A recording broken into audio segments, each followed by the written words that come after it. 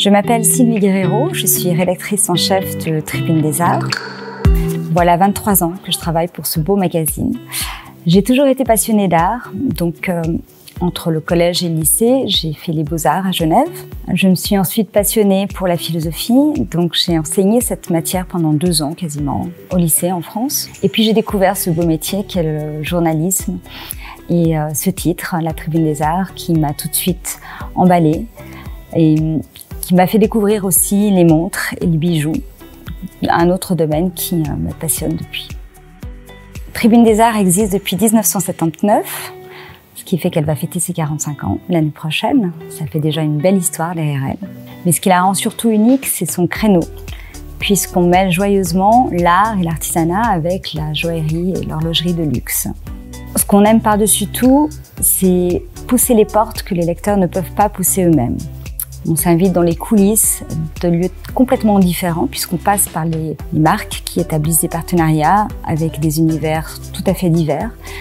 On peut se retrouver dans les coulisses d'un grand opéra, on peut se retrouver dans les paddocks, une course de Formule 1.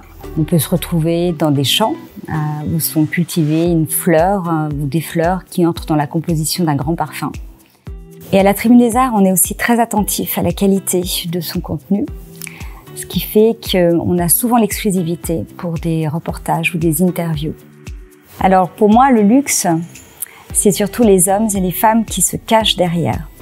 C'est ces mains d'or qui sont capables de faire les plus belles choses au monde.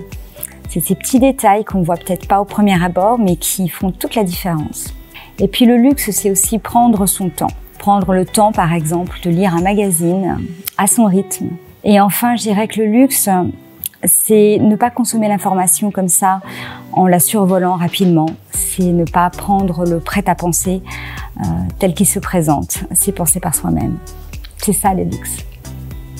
Alors Tribune des Arts reste un magazine papier que les gens aiment garder pour lire à leur rythme. C'est aussi un magazine qui couvre toute la Suisse puisqu'on a 4 éditions par année, en français et en allemand. On est distribué dans des titres de référence. Tribune de Genève, 24 heures Lausanne pour la Suisse romande et puis Finanz und Wirtschaft pour la Suisse alémanique. On a aussi 1 ou 2 hors-série par année que l'on fait en collaboration avec les marques de luxe. Le fait que l'on soit une toute petite équipe de passionnés avec une vraie expertise fait aussi qu'on arrive vraiment à avoir du sur-mesure pour nos clients. On peut leur proposer justement ces hors-séries ou alors des publics-créations où on met vraiment à leur service notre expertise journalistique.